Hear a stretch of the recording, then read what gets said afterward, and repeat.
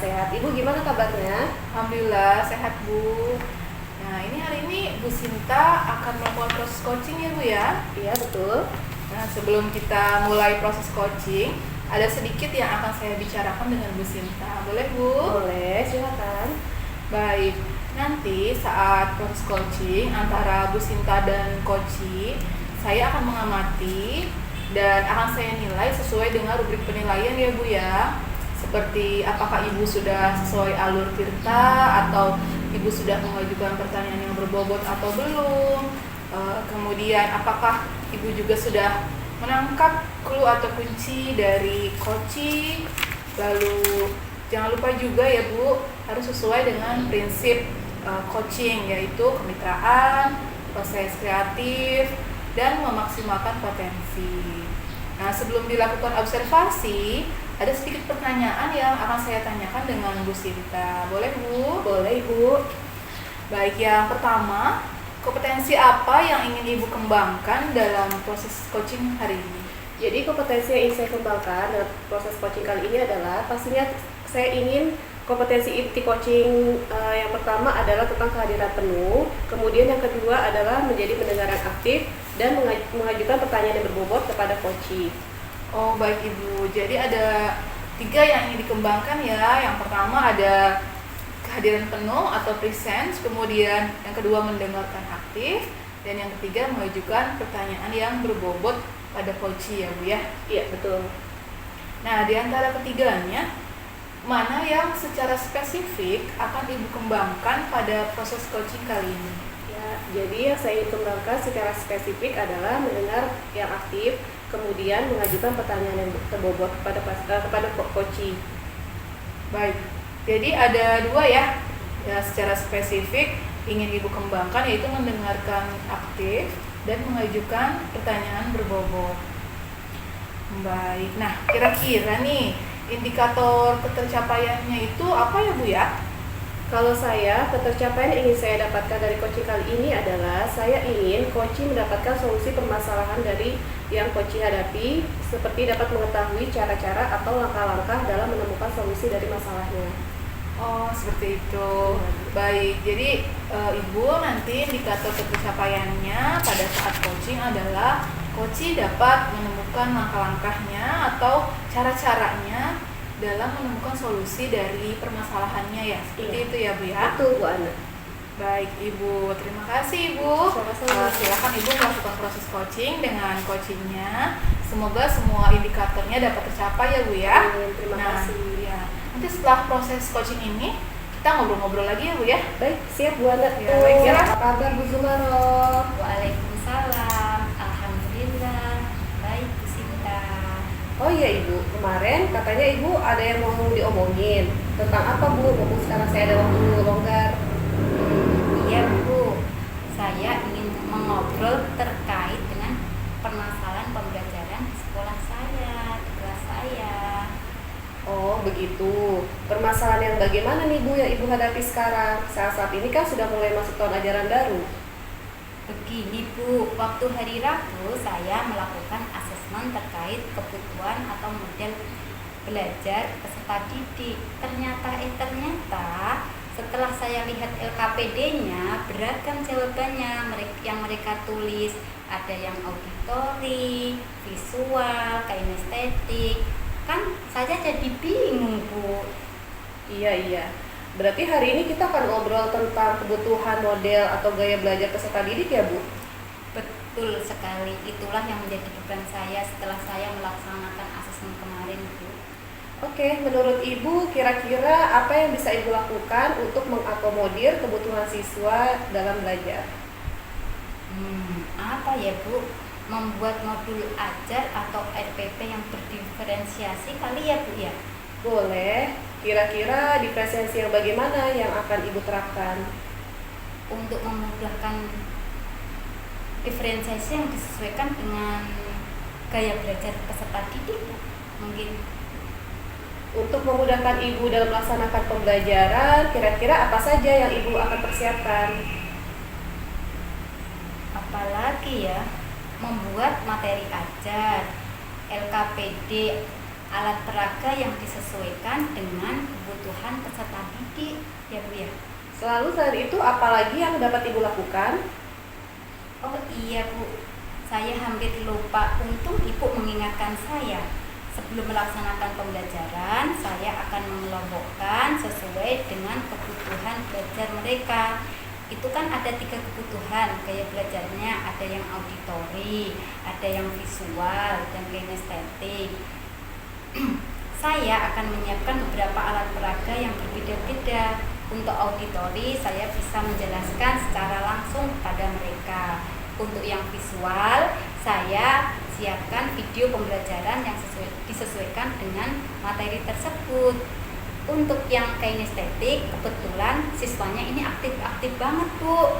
Jadi saya memberikan praktek langsung dan mereka menuliskan dalam penjelasan, ada penjelasannya. Jadi ketiga-tiganya bisa terpenuhi semua Bu. Mungkin itu Bu yang saat ini ada di pemikiran saya. Waduh, luar biasa sekali nih Bu Zumaro. Kira-kira kapan nih Bu Zumaro ada rencana yang akan Ibu lakukan? Ya secepatnya Bu, hari ini sudah akan dimulai karena besok sudah mulai aktif untuk belajar di kelas. Baik, selain itu strategi apa yang akan Ibu lakukan agar kegiatan tersebut menjadi maksimal? Kebetulan di kelas 5 ini kan ada 2 rombel Bu, ada kelas A dan kelas B.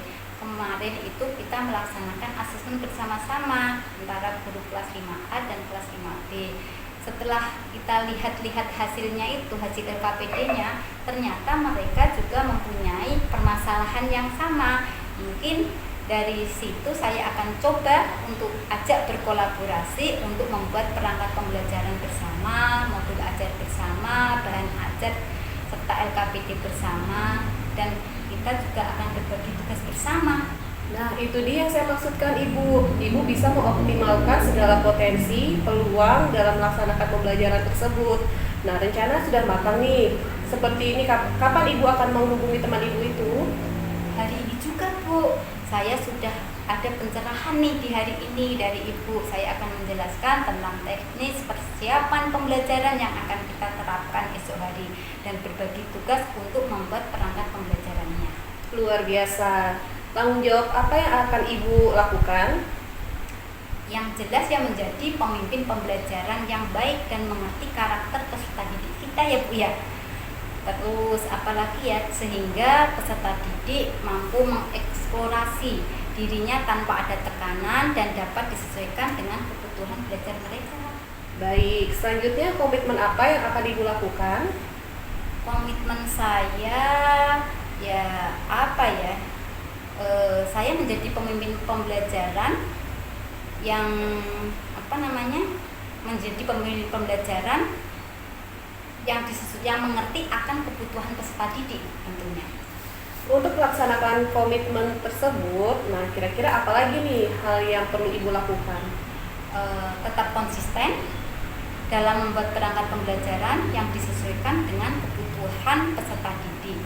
Berkolaborasi dengan rekan-rekan yang mengajar di kelas 5 tentunya. Oke, konsistennya bagaimana Ibu yang akan Ibu lakukan? Ya, saya mulai dari melakukan perencanaan pembelajaran, pelaksanaan, kemudian saya juga akan melaksanakan refleksi dan evaluasi.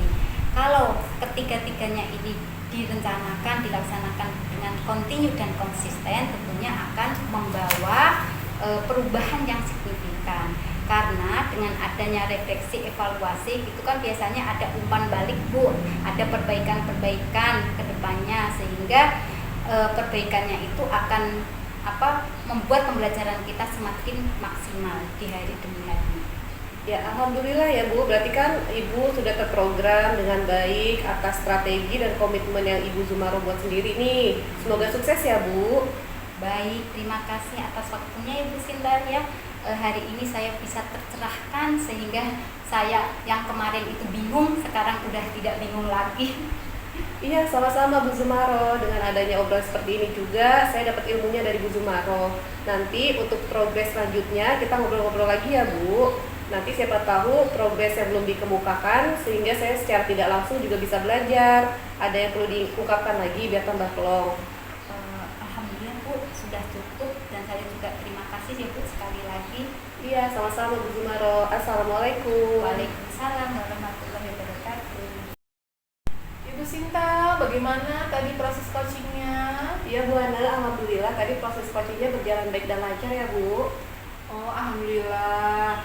Nah, setelah saya melakukan observasi terhadap proses coaching Ibu dengan coach tadi, ada beberapa pertanyaan yang ingin saya tanyakan kepada Bu Sinta. Boleh, Bu? Boleh Ibu. Baik, pertanyaan yang pertama, apa yang sudah didapatkan pada saat coaching terkait indikator pencapaian yang diinginkan? Iya, jadi tadi selama saya coaching, saya melakukan dengan alur tirta, yaitu menentukan tujuan, melakukan identifikasi, kemudian rencana aksi dan tanggung jawab. Kemudian saya juga menggali potensi dari coaching untuk menemukan solusi dari permasalahan yang dimilikinya.